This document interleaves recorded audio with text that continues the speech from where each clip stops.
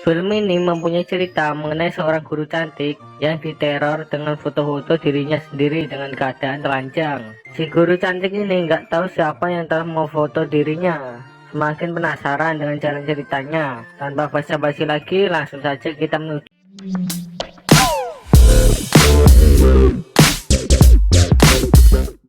Di awal film kita diperkenalkan dengan karakter Minya yang sedang bersiap-siap berangkat sekolah. Sehabis sekolah, Minya bertemuan dengan pacarnya di taman. Kemudian langsung pergi ke tempat karaokean untuk bernyanyi lagu Campur Sari bersama.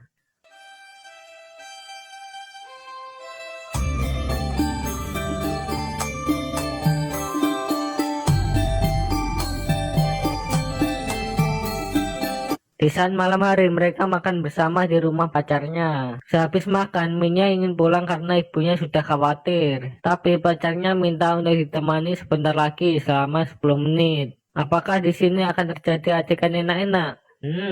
Di sini Minya malah dibuat mabuk sampai tertidur lemah dan tidak bisa pulang. Menurut kalian apa yang akan dilakukan pacarnya ketika melihat cewek mabuk di malam hari di rumah sendirian? Anda salah. Si pacar malah merekam dan menjual ceweknya untuk digilir oleh orang-orang yang berotak mesum. Memang bangsat pacarnya langsung emang. Mending sama aku aja mbak. Singkat cerita, Mia yang sudah di rumah menangis sambil melihat videonya digilir oleh orang-orang tak berotak. Ibunya yang mendengar suara dari kamar anaknya langsung mengecek. Tapi Mia langsung pura-pura tidur dengan mata yang penuh air mata. Di pagi harinya, Minya minta untuk pindah rumah ke Seoul kepada ibunya. Tapi ketika ibunya tanya kenapa, Minya bilang tidak apa-apa dan langsung pergi berangkat sekolah. Di saat Minya pulang sekolah, ia dicegat oleh mantannya dan diancam kalau videonya akan disebarkan. Minya yang takut pun langsung menuruti semua perkataan mantannya, sampai ia harus rela digilir untuk kedua kalinya. Memang laki-laki bangsat anjir, tancuk. Coba deh Sanji langsung diajar mereka.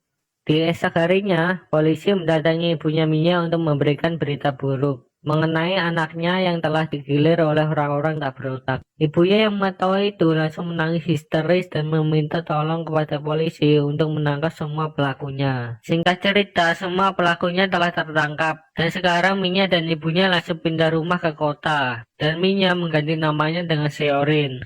Beberapa tahun kemudian, Sharon sekarang telah menjadi guru SMA. Di saat di dalam kantor, ia meminum minuman yang ada di mejanya, yang membuatnya langsung tertidur sampai pagi di kantor tersebut. Ketika terbangun, ia melihat pergelangan tangannya memerah seperti habis diikat. Dan ia pun tidak tahu sama sekali apa yang terjadi semalam dengannya. Tidak lama setelah itu, Sharon mendapatkan pesan dari seseorang misterius yang mengirimkan foto dan video dirinya telanjang bulat di kantor sekolah malam tadi. Di sini Sharon merasa takut, cemas, dan terancam karena orang yang telah meneror dirinya. Kemudian ia langsung mengecek CCTV yang ada di sekolah. Tapi rekaman CCTV-nya sudah terhapus karena sudah seminggu berlalu. Seorang yang masih merasa terancam dengan foto-foto yang dikirimkan oleh orang misterius, langsung menelepon ibunya dan meminta nomor Pak Polisi Wu Kuo-che. Polisi ini merupakan orang yang telah membantunya dulu. Di sini, seorang meminta bantuan untuk mencari orang yang telah menerornya. Tapi sayangnya Pak Polisi sudah pensiun menjadi polisi beberapa tahun lalu.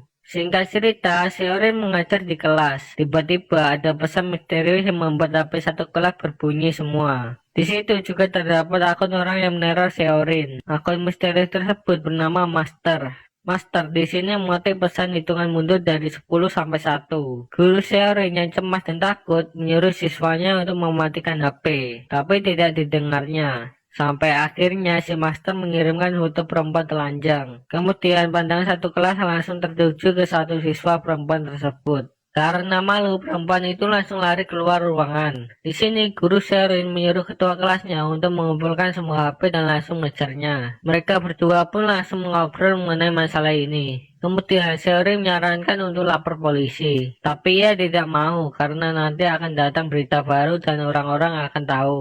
Ketika siswa tersebut cerita mengenai kejadiannya, dan ternyata kejadiannya hampir sama yang telah terjadi dengan Sherin.